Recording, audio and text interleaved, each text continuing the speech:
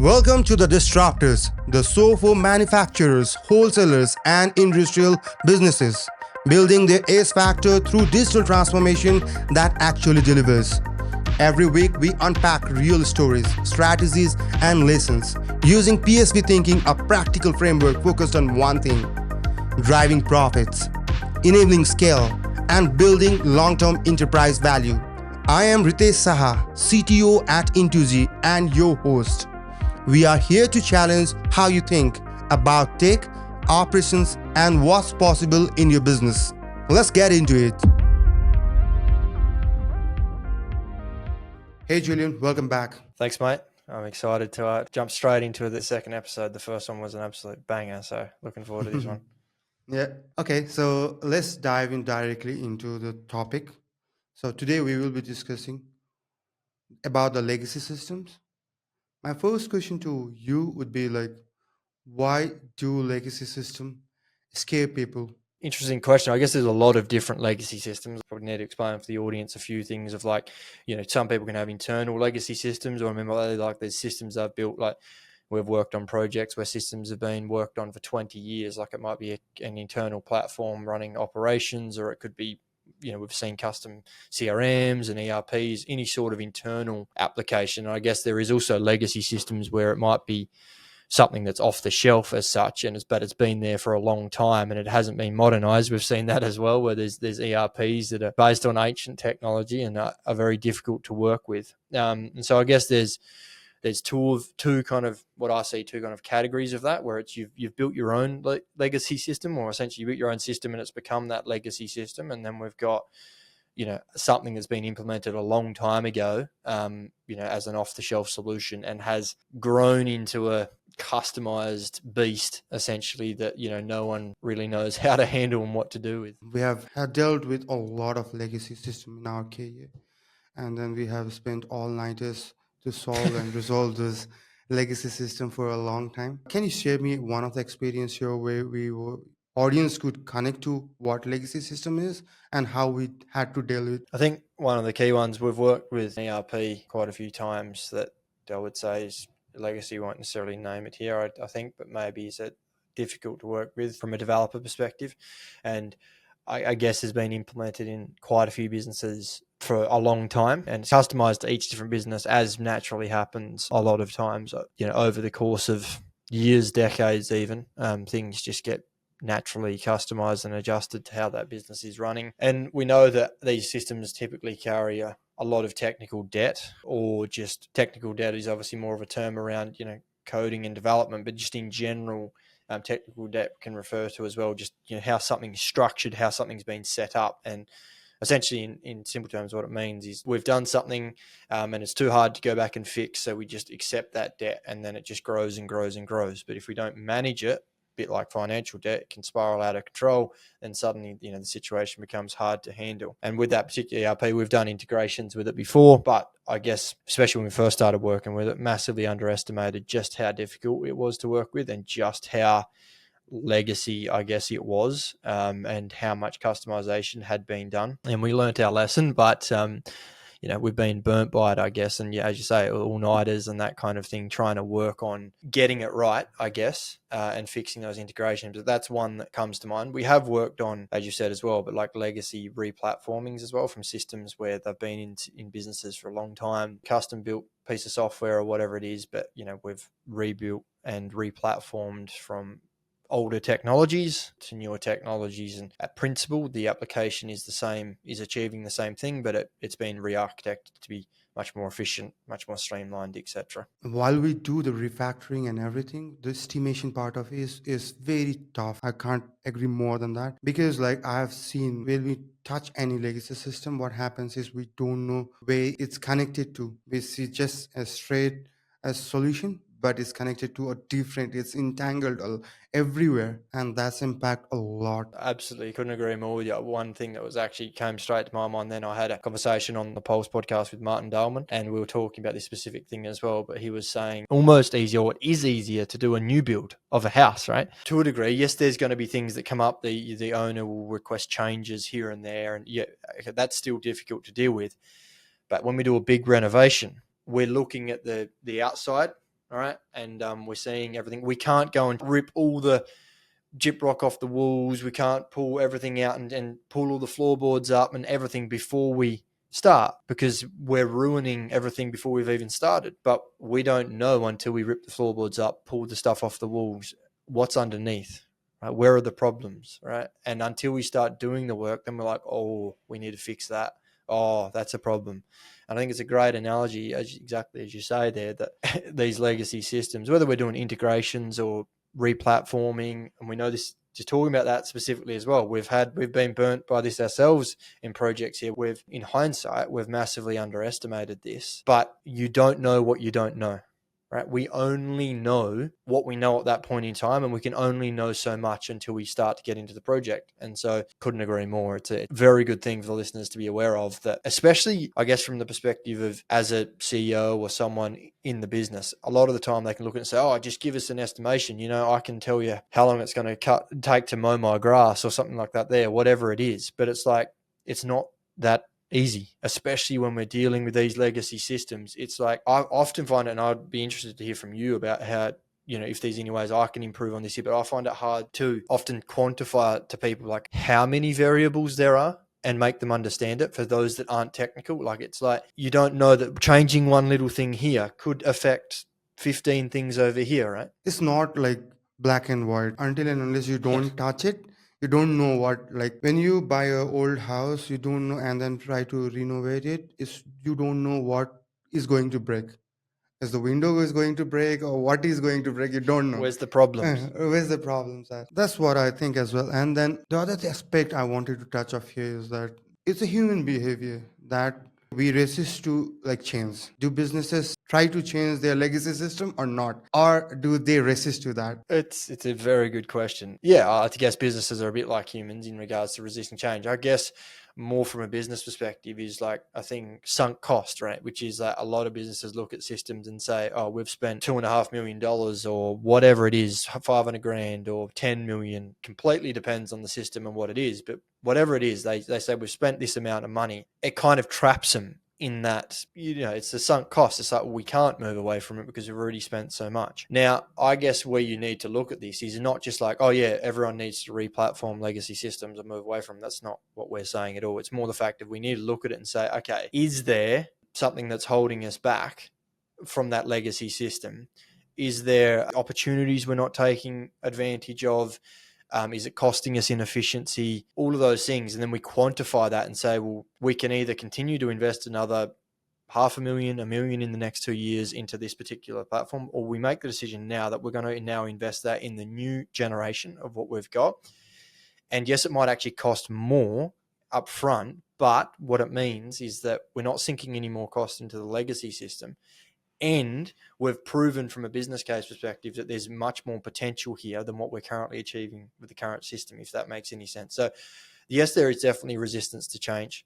And I guess another angle of it, not just from an investment perspective, is people are very scared of disrupting what's working. Even if they're working at 60%, 50%, like it's working, if that makes any sense, right? And with the kind of projects that we work on, and you would know this, but the horror stories of how many things go wrong, and we said it in the first episode, of 70 to 80% of digital transformation projects fail. I'm yet to meet a business that hasn't had a bad story in my whole time, seriously. And so the point of that is, like, oftentimes people are apprehensive as well. They're like, we could do that, and yeah, we're prepared to invest in it. What if it goes wrong?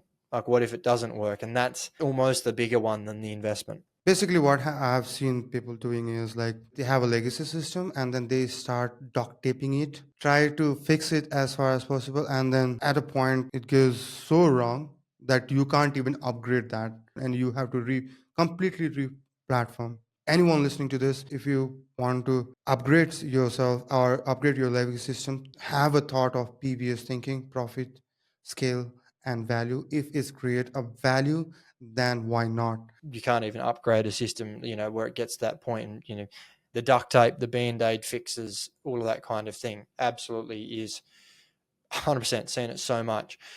What I say contributes to that, and this comes back to kind of what we discussed earlier in the episode. People underestimate how much investment and time and skill it takes to implement systems properly and maintain them properly, right? So, and they often, for example, let's just take any ERP, they'll implement an ERP, something like that there. They implement it with a partner. Again, how important is the importance of how good that partner is it could make or break your business. That's the first step. So that's a given. But then once that's done, how good that partner maintains it, that's one thing. But then even internally, we've seen so many businesses, even ourselves, that have internal representatives that are doing the best they can. It's nothing against them. They're doing the best they can with the knowledge they have, but they are actually making things work in the short term without thinking about the long term, right? Essentially, and how they structure things. And that's an ERP example. We've seen the same thing with portals or software or whatever. They may have even started on the wrong foot. We've seen this before a lot of times where a partner has done a bad implementation or a bad build, whatever it is, then the in-house teams tried to take it, and it's just this compounding, gets worse and worse, right? And again, it's like using the whole house, the building, the construction analogy, whatever. If you build the foundations wrong and then you're constantly doing bad patch-up jobs, and it's like on the surface everything mostly works, right? Like it's all like, but when you get underneath, you're like, whoa, what has happened here? I guess the challenge is for business owners, CEOs, whoever, like even people that are working these stakeholders in these businesses, 99% of them don't understand when something's going wrong from a technical perspective, and or respect, I feel, how important it is to not only get the tech part of it right, but link that to the business. And if you get the business side of it wrong, e.g. the PSV thinking, you will not get results.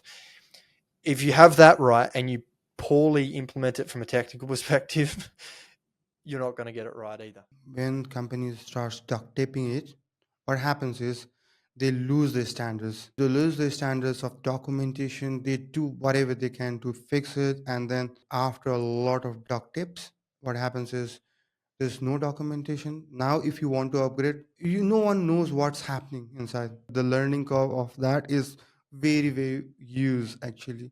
It's a huge cost. Maintain the standards, do it well, documented it. If not, it will cause more issue, and then it's not coming back. Like it's already in the wrong road. Fantastic point, like you raised, like there. And again, not to bang on about it, but to reiterate the importance of, like, a lot of the time that happens because there'll be team members come and go in that scenario. We've even seen this as well, where like internal team members or partners, they come and go because if something's terrible to work on, it gets demoralizing from a developer's perspective, even from just a consultant or an analyst perspective. It's demoralizing. You would have this experience, like it's so frustrating. And we've had this, we've actually let clients go for this very reason, because there's no future in what we're working on. And especially when clients don't have this understanding of like the challenges we're coming up against technically, and it's always our fault. It's not that we can't do things better. We can certainly do things better. But when it's always our fault and there's no understanding of like, okay, well, maybe they've been handed a lemon, right? And they're trying to work on it, it can become incredibly demoralizing. And that's why I think even internally I've seen this, not even just with partners or whatever, but is a high turnover of staff or people working on certain projects. They eventually get over it. They're like, I'm sick of it. I'm sick of dealing with this. And a lot of it comes down to the fact is there's no future in it. And it links to a second point. I don't want to rant on here about this here, but a second point that I think is massively overlooked. And I guess it's that because you're so much in the weeds, meaning like you can't think any further ahead than, very short term. People miss the opportunities if they did things properly. And that's a very vague statement, but I'll try and make it a bit easier with an example. Like people, for example, will implement a customer portal, right? They do it as cheap as they possibly can. They do it with either internally with their own team, or they do it with a partner that has hardly had the experience, is just doing a generic portal. The integration hardly works. It doesn't even, the website's just a poor design, whatever, right? They're just setting that example that this is what they've done. They then constantly try fighting that. And what I mean by there is they do this little improvement here, this little improvement there. And then their whole point is like, doesn't get the results we need. It's a waste of time, waste of money. We've already tried that. The problem is they haven't done it properly, if that makes any sense, right? Like it's, if you don't do it properly. It's like releasing like a bad product, if that makes sense, like a poor quality product, and then saying it doesn't work. Like what I mean, and this is actually just coming to my head right now, is probably an analogy that we could use to explain this, but he's like, as a business owner, a CEO, whatever, looking at this particular thing, I think you'd struggle to find someone, a leader of a business that says, oh, we don't care about our products kind of thing. But, you know, they would take pride in how good their products are or their services, whatever it is, like saying like that is the main thing. So let's take, for example, a manufacturer. If I said to you like, yeah, well, how good are your products? So you say, yeah, we take absolute care. We make sure we have the highest quality products. It's the best it possibly can be. That's what we do. Treat your portal or whatever you're doing, whether it's an internal operations platform, your ERP, as the same thing, right? Like you go and release a customer portal that's complete crap, that is nowhere near as good as it could be. It's like releasing a product that's complete crap, that's nowhere near as good as it could be, and saying, oh, it doesn't sell very well. They need to take that mindset. No, basically, I have seen people like treating the application or the CRM as a liability where they should treat it as an asset. It's having like a machine that runs the factory. If you take it as a liability, forever it will be a liability. Yeah, absolutely. I think that's a fantastic way to put it. You treat it as an asset, not a liability. And I guess where people probably get off on the wrong foot is that it gets implemented as a liability. Like what I mean is it starts on the wrong foot and the mindset from day one is wrong. And it just goes worse from there. I think that's a fantastic, simple explanation you've given there. Yeah, and if we implement it as a liability, how do we implement as an asset? That's the edge factor, right? We discussed that in the first episode. Is like, are you using technology to your advantage? Is it an asset to your business or is it a liability to your business, right? Are you using tech to create your edge factor? If you are, it's an asset. If you're not, it's a liability, right? It's as simple as that. And that's where I think a lot of people are getting started on the wrong foot. And then they blame the tech instead of realizing it's the implementation. They may have implemented the wrong thing. They may have implemented it the wrong way with the wrong person, whatever it is. But it's at tech at its core. Let's not talk about specific platforms because sometimes the wrong platform is implemented and it's not good. But like the idea of tech and what we're trying to do with it, automation, efficiency, everything else, that's not the problem. The problem is how you're using it and what you're using potentially. And that even compounds as we're talking about, getting back to what we're discussing, legacy systems. And as you discussed, that liability, and that's kind of technical debt, it kind of relates to that as well, right? But over time, it just gets bigger and bigger and bigger and bigger till it's like uncontrollable. While I was doing some research for this podcast, I saw that in US market, technical debt is around like 1.5 trillions. A proper planning should be there before dealing with any transformation. Basically, what happened I see is like in 1990s or somewhere around that, everyone got into like take, and it wasn't planned. What take, why take, how scalability is, and everything. Now, every of the industry has a lot of technical debt and legacy systems running. I've seen some research around it, and yeah, totally agree with you. Planning is very, very crucial. One thing I wanted to put forward is if someone is starting now, thinking of doing a transformation, what do you suggest to them? Where should they start? My biggest point would be, are you doing a transformation for the sake of it? You know, a little bit like we said, tech for the sake of tech. Are you doing it for the sake of it? And you're like, you know, you're trying to be good, but you're like, oh, everyone else is doing it, so we need to do it. We need to do AI. Like, if that's where you're coming from, you're already on the wrong foot. I would straight away push back on it and say, what's the biggest problem in the business? And it's like our bottlenecks operations. Like we cannot produce enough work. Okay, so then like us focusing on trying to go and get more sales right now in regards to using tech for us to do that is probably not the right area. Can we focus on using tech to build an internal operations platform or something, or implement new tech that helps us deliver more, that helps us become more efficient and get more out the door because we've got the sales in? Whereas, for example, in that scenario, I've seen people that have said those exact things, yet the biggest thing they're trying to go and implement is a new CRM, or they're trying to build a new quote tool or a configurator or something like that there. And it's like, that's not wrong, but is it the highest priority right now? And then they go and spend hundreds of thousands, millions even in certain scenarios implementing this. They don't get any results from it because it's like it's the wrong problem. Like you've come up with the right solution for the wrong problem. Like what I mean is like, where do you need to focus? And one of the questions I ask immediately is like, if you were to double the business overnight, what would break first? And that typically is a simple question that reveals the problem, because they say, well, there's no way we could do that with the operations, or there's no way that we could do that with this, or we've got the team to do it, we've got the operations, but we can't sell it quicker, or we can't get out quotes, or we can't do this, or we can't do that. And it's like, well, okay, let's start there then. And it's like, well, oh yeah, well, maybe we shouldn't be focusing on implementing this thing. We need to be focusing here. And so, okay, great. So how much would that be worth to the business? You run the numbers. And we've done this with heaps of businesses, and there's numbers in the tens of millions, more than that, in opportunity that they're leaving on the table. Again, depends on the scale of the business, obviously. There's opportunities in the tens of millions, hundreds of millions for businesses. If you solve the right problems, it's worth a lot of money. Solve the wrong problems, it's costing you a lot of money. One of the suggestions I wanted to put forward, if someone is planning to do, this is technically, someone is to do digital transformation, firstly, separate front end with back end, basically made in API. And if the API is there, try to do that. API first architecture, basically. Whoever is using the product will continue using the product. Whatever the front end was, the same, try to keep the front end as same as possible so that you don't change any user behavior, so that they don't have anything.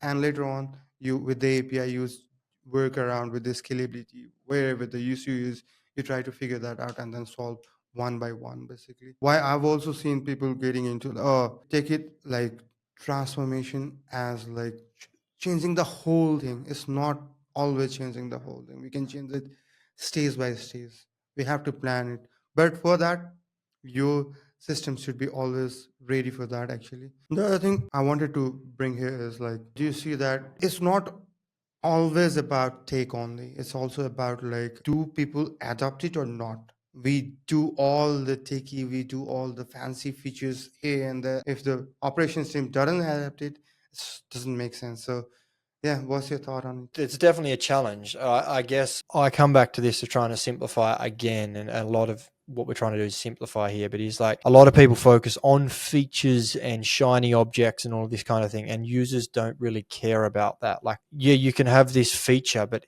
is it tied back to PSV thinking? I'm going to say increasing profit, enabling scale, and building enterprise value. The reason we say that is if you focus on those three things, you will make, whether it's your internal team, your customers, whatever stakeholders, if you genuinely focus on those things, you have to make their lives easier. It's not about the features. It's like, okay, I was doing this particular role. Take, for example, if you build full custom manufacturing software, operation software as a manufacturer, that essentially when an order comes through to when it's delivered is run in your system, right? So we've taken people from using smart sheets and all of these different places into running their own platform that runs the entire operations and enables them to do things that other people don't. But you take that, for example, and say, well, okay, how are we going to get the team to adopt this? You obviously need training, you need explanation, you need the vision, you need to share all that. But if you show people, and it is genuinely the case that it is easier, like this is going to make your job easier, right? At the end of the day, this as a business, this makes us more profitable. It makes your job easier. Yeah, it's easier to track. If there's any questions, it's all there. For example, like someone on the floor, someone that's doing a job that's working on the manufacturing floor might have a tablet, and instead of not knowing what their next job is or what they need to do next, it's all on the tablet. Everything's there, right? They go next. Whereas previously they had to chase up paperwork and then it was confusing and they did the wrong thing and they got in trouble for it. Like, I guess the whole point of it is if you're making it easier for the stakeholders, adoption will happen naturally. Yes, there'll need to be training. There's so many times where people struggle with adoption. There's lack of training, first and foremost, which is the biggest thing. But secondly, so many times I hear from teams, I hear from people, it's worse than we were doing previously. And worse doesn't mean like sometimes there will be, I'll put it this way. You might be doing a paper-based process where you're not tracking anything at the moment, if that makes any sense. So yeah, no, of course there's more work. Like what I mean is like at the moment you've got no visibility into what's going on. So yeah, there's going to be some more work, but the benefits that you get out of it far outweigh the extra work, if that makes any sense. And so if that's the case and that it genuinely helps that person, not necessarily about, it's not always about less work is what I'm trying to say. A lot of the time it's about less work and more efficiency, yes. But at the same time, it's not always about that. It's about what are the total benefits? Is it easier? Is it more efficient? Do we get better data out of it? All of these things. And if you can educate for each different stakeholder and train, and you do get those genuine benefits out of it, there isn't issues with adoption if you keep that up. Totally agree with you. I've seen clients not discussing with any of these stakeholders, just building the app out of their mind. And then when they launch it, people are not educated, not aware. They don't know even how to use the application. And the operation manager or the operation team doesn't see the value using those buttons and they don't adopt it. Now, and they weren't involved in the original process, as you say. Like they weren't consulted for feedback, they weren't asked for advice, and they're the people that have the most knowledge of that, right? Yeah, plenty of time. We have to do the rework and redesign thing from this start. It's the cost of business, it's the cost to everyone. The one thing is that if you're doing any system transformation or upgrading anything, please do consult with all of the stakeholders as far as possible from the start. If they are not going to adopt it, it's not going to work. It's not going to create any value for you. I agree, 100% agree. And there's so many businesses that we talk to, and this isn't just related to legacy systems, but is a big thing, specifically when we're talking about legacy system, is a big thing about that is often overlooked, is like, who are the people actually using it on a daily basis and where are the problems? And again, coming back to that simplistic view of like, are we solving the right problems? Are we focusing in the right areas? And it sounds, yeah, no joke, cliche, it's straightforward, but so many people overlook it, right? And it's so much more about the platform and the features and the this and whatever. And even when they want to build their own app or whatever, it's like they get all, what's the word, like wowed by this shiny, cool thing. And it's like, well, okay, how does this link back to PSV? Profit, scale, value, right? How does it come back to that? Where can we demonstrate a business case across every one of those pillars?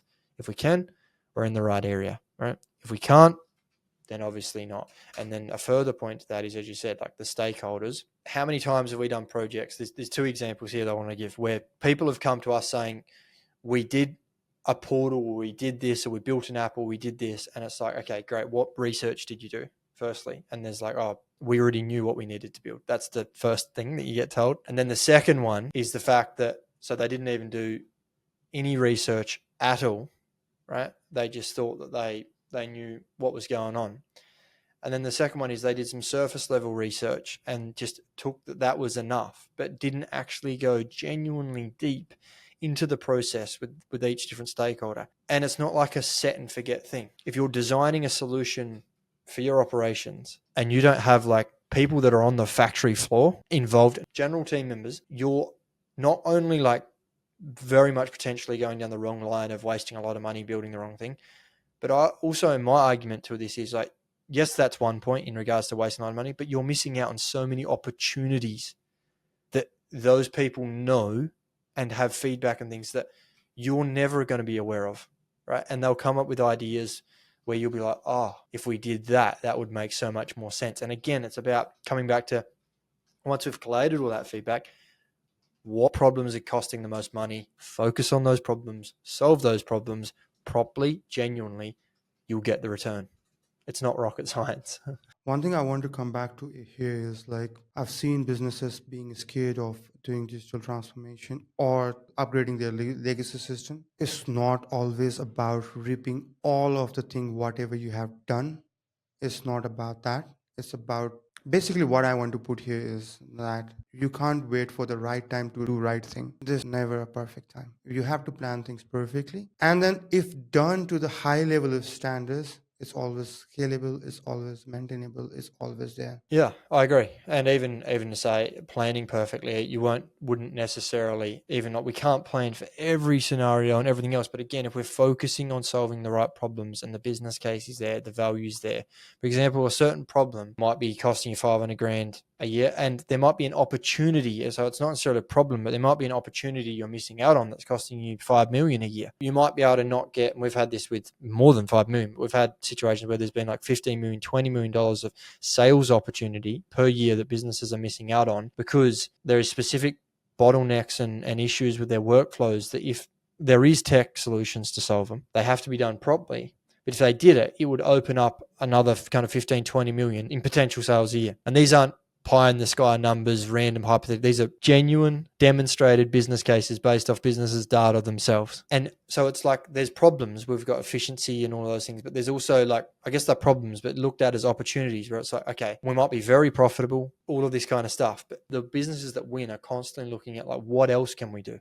Like, so they might be highly profitable, growing and stuff, but then they go, okay, if we did this, we could unlock something that kind of, and we talk about these often in our discussions, but say like the things that brands never even imagined that they could do, if that makes sense, which is like they didn't even really know it was possible. They hadn't even thought like this. It was like oh wow, like now we're talking. There's so much opportunity there. And that's obviously not just related to legacy systems. Obviously we're getting a little bit off track there from the legacy systems, but I think the same principles apply. If you've implemented legacy system and having issues with that, or you've got some struggles, or you feel that there's more opportunity that you could be exploiting or taking advantage of that you're not, then yeah, it's probably time to consider, like, okay, how do we, in general, the question is, are we using tech as an asset? Is it our edge factor? Is it contributing to our edge factor as a business, our competitive advantage and who we are? Is it very hard? Are we using it to our advantage, or is it a liability where we're like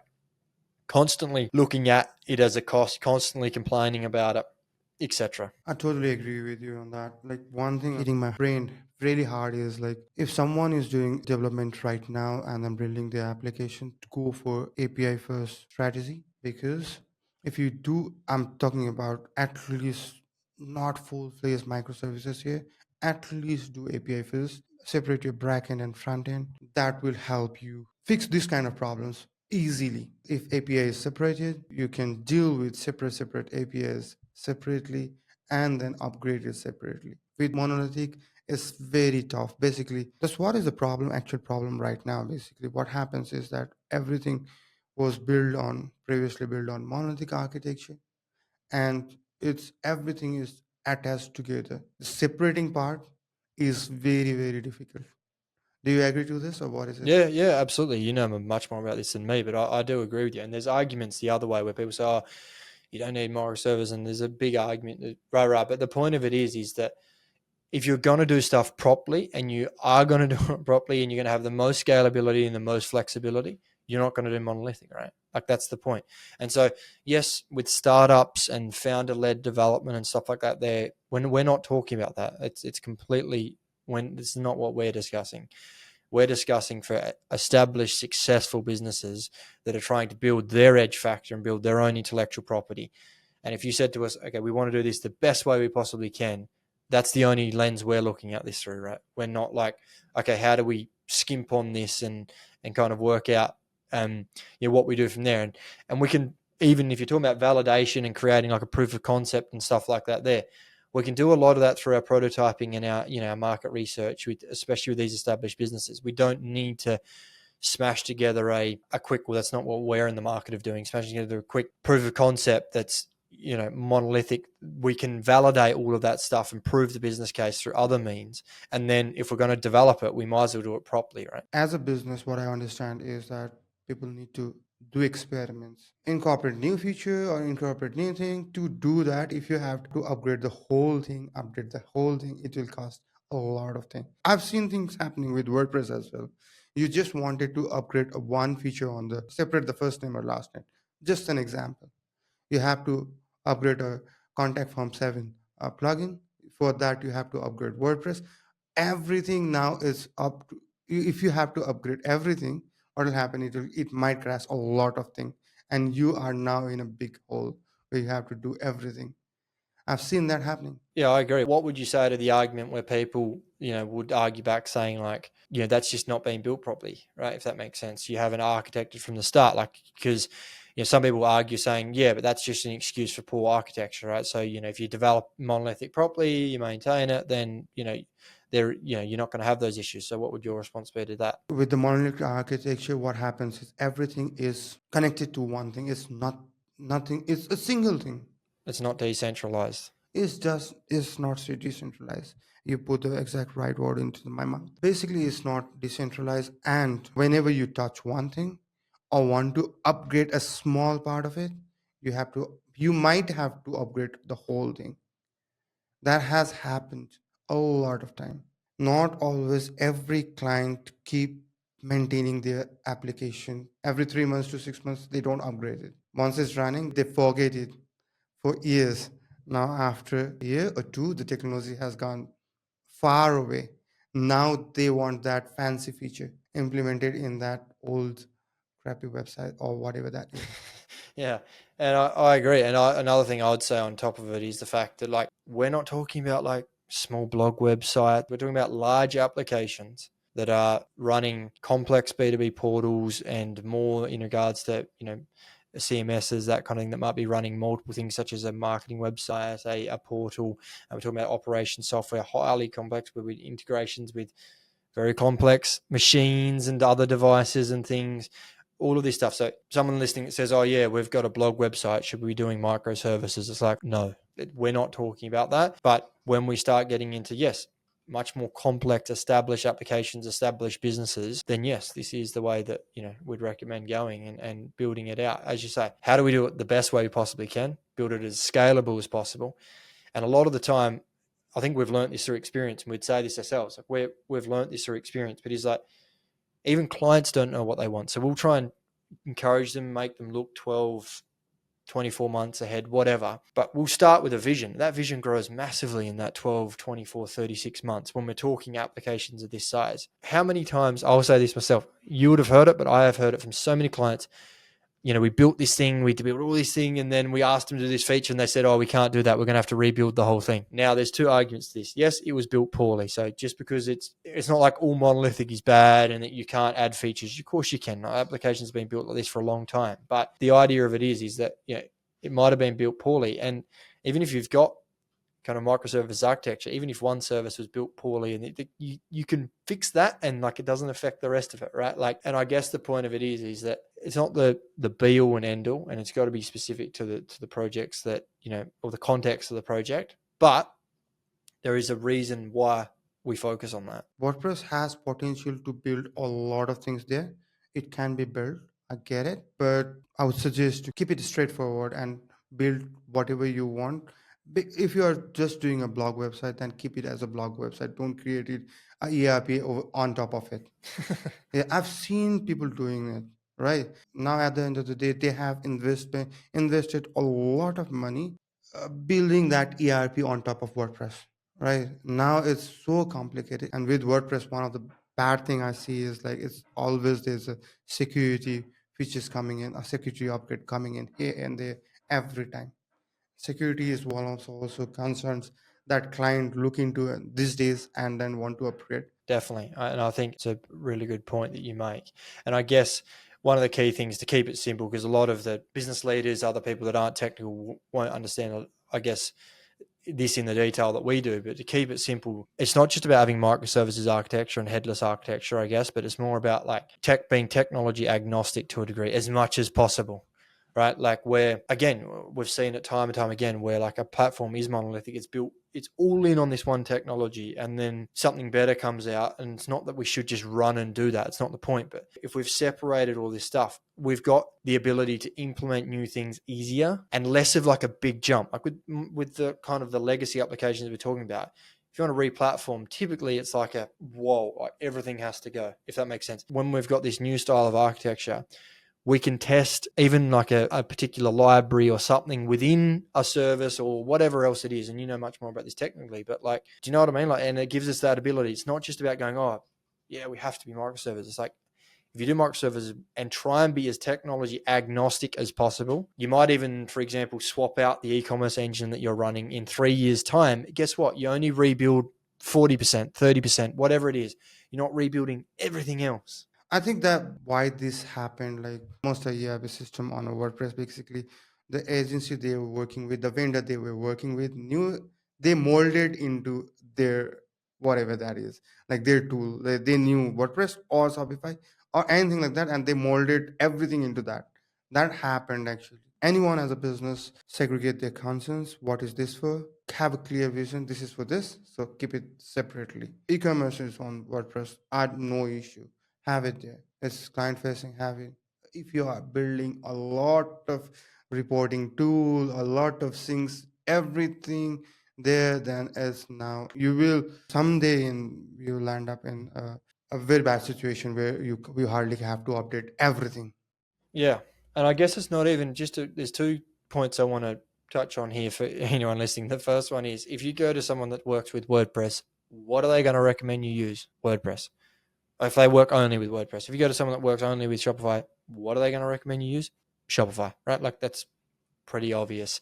And we've seen that happen before where it's like, again, you have to be technology agnostic. It comes back to, are we solving the right problems with the right solutions? Like keeping it simple, and can we demonstrate? And the second point I want to make about this is, I have seen this time and time again from business leaders, CEOs, whoever making decisions. They're like, oh, it's straight over my head. Like, yeah, you just do whatever. I get it. But at the same time, it's kind of fobbing off responsibility. Like, I don't expect you to understand all the technical details and everything else. We don't want the opposite where you think you know everything when you actually don't. But the point of it is like just being a genuine, okay, why are we doing this? Oh, yeah, makes total sense. And I do sympathize with those that aren't technical and those leaders, because if they get led up the garden path, well, they don't really know they're getting led up the garden path. Like they don't know that, but at least take some interest in going, okay, we understand, and appreciation, I guess, like we understand why we're doing what we're doing and appreciate the effort that has gone into it that has actually made it genuinely good, rather than us getting sold up the river and we're like, we realize a year later when we've sunk so much cost into it, like you say, and then we're like, oops. So it's not even about WordPress or Shopify, whatever it is. Forget the technology, whatever it is. Are we implementing the right solution for the right problem? Keep it that simple. And if we've got doubts about that, then why are we doing it?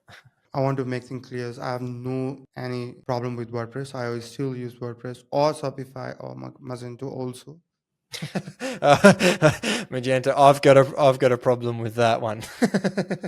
It's nothing to do with the technology. This I wanted to be clear. It's meant to solve one specific problem.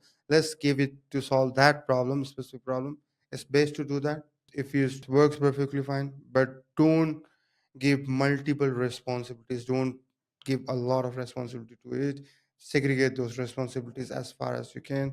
That is where you get the more value. We have ranted about a lot of for a lot of time now. Let's conclude this. I'll give you an opportunity to summarize, to give at least 3 points to the listeners if they want to do digital transformation or they are still using the legacy software. Don't be afraid and use this recommendation from Julian that could help you out. Oh, put me on the spot a bit. I guess first and foremost, are we solving the right problems? I came to it earlier, not to sound like a broken record, but where are the problems in the business? And is our current technology holding us back? If it is, where are the problems that we need to solve? That's the first thing. And then are we coming up with the right solutions? Are we getting wowed by shiny objects, features, etc.? Or are we actually coming up, again, we said it just before, the right solutions to the right problems? And then I did have a final point. The final point was around looking at the legacy systems and saying, I guess, is that the problem, if that makes any sense, which is, are we missing out on opportunities, or are there significant problems getting created by those things? We've seen ranges of things from, actual issues with maintaining systems, issues with adding new features. It could be, we've seen intellectual property issues with projects, multiple projects before. All of these things, are there significant risks and issues to the business there? If there is, that's a big problem. So we need to focus on that problem and we come up with the right solution. And mostly that would be replatforming if it's an internal built solution, or, moving to another system, if it's an off-the-shelf system. Thanks everyone. Thanks Julian for joining in. We'll see you guys next week. Thanks guys. Thanks mate. Great chat. That's a wrap on this episode of The Disruptors.